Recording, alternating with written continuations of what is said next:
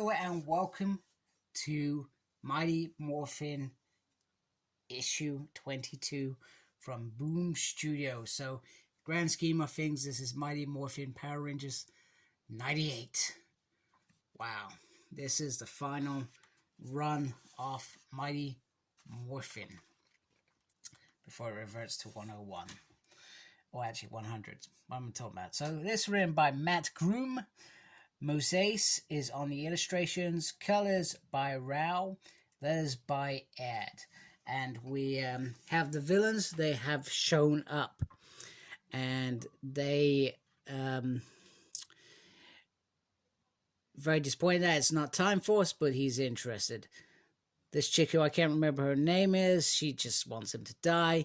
And Trakina says, well, if I kill the Rangers, that will prove to my father that there's no need for Cocoon. This dude just wants a chance of one in gold, and Sledge will kill whoever who wants it. But he says he wants the shiny outfits as well. So the Bug One starts talking about cocoons, and they're talking about killing. These guys are frightened. The future has arrived. So they have to fight, but they are no match for these future challenges. And quite quickly, they are caught in, well, let's just say this is a classic moment in Time Force, and it is disastrous as Tommy is taken out quite quickly, sliced to the back, kaboom, and Kimberly goes a running after Tommy is broken. But the stress levels are high. So Kimberly is concerned about Tommy. The pink emissary arrives out of nowhere, and she says that Kimberly refers to the Free, and she says, my role is outside. It's beyond monitoring the grids for such threats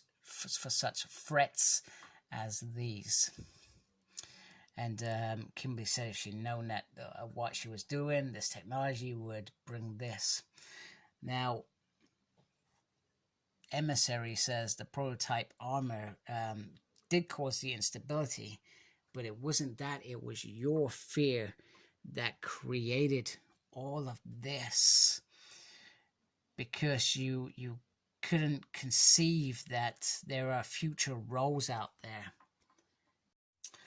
So Kimberly is obviously probably disappointed in herself in terms of her fear of being replaced was there.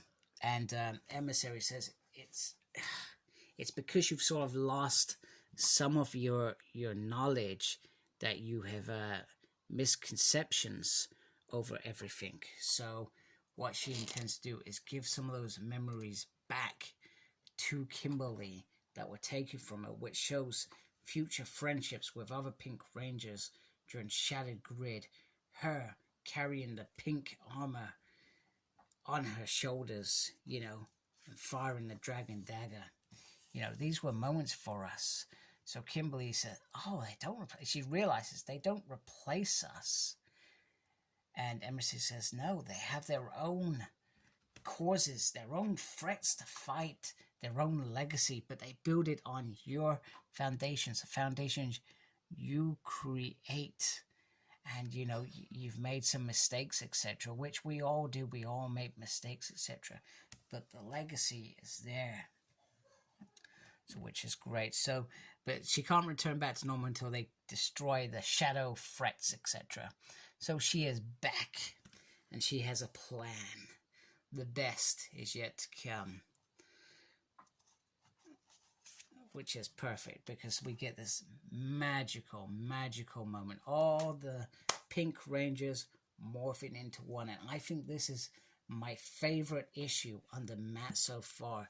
He has created something different, something new, played on these missing memories, these doubts, this uncertain future, this fear, and he has created a really good issue in, let's be honest, a short period of time. What he said, maybe 4 to 6 issues, and he has finished Mighty Morphin. I don't know what's going to happen after Mighty Morphin. whether this is it for Matt or whether he gets something else. But I felt like he did a stellar job with this. So they all get to morph, they all get to fight, they all get their own sort of banter. Drakina's shocked that there are two galactic pink rangers, and in space. Remember, in space, Pink Ranger Cassie fought with them. The other bit that I actually really enjoyed about this was the fact that Catherine shifted into Turbo as well, which is cool, and that's going to be Kimberly's predecessor.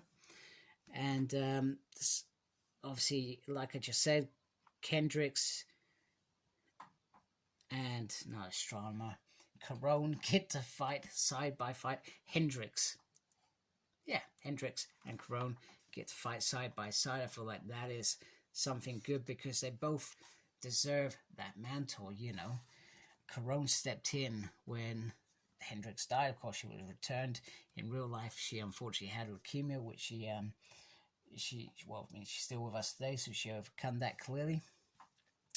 But it's great that bit of history was sort of respected, and they were both given the opportunity to shine. So they all go for it, and then they finish them together, which is pretty awesome. And kaboom, they disappear. So meanwhile, they arrive back on Earth, and Kimberly apologizes for pushing it, but he says, we're going to leave this up to Sorn and Alpha.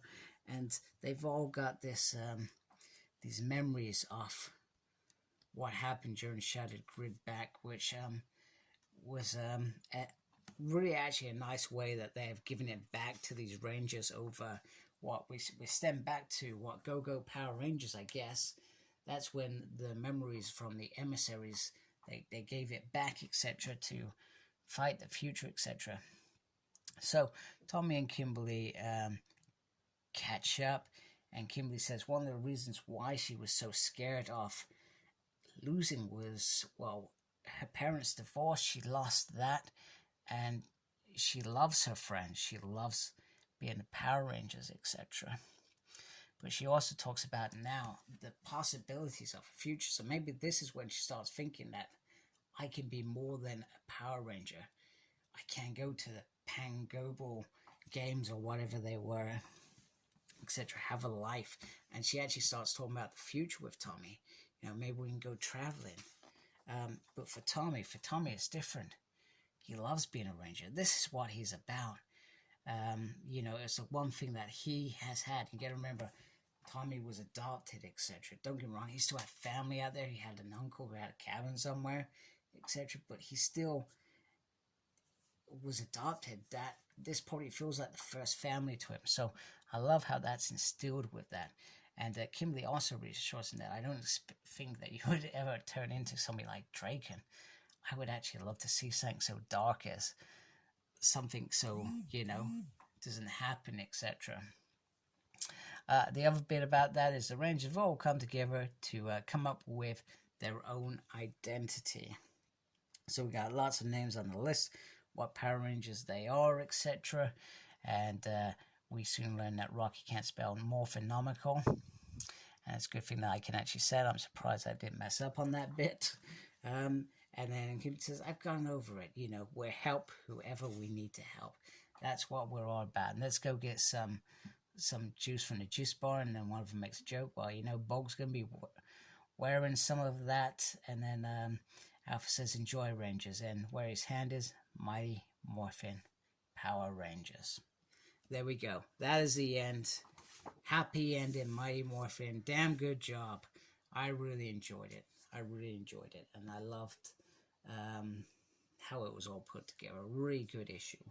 Really enjoyed it. The artwork was absolutely spot on, and it's just all around a good ending in my mind. So anyway, here's to almost 100 issues. So I hope you like my channel. If you do, please subscribe to it. I really appreciate it. Make sure you look after yourself. Very important these days. And as always, embrace the geekiness. Take care. Goodbye.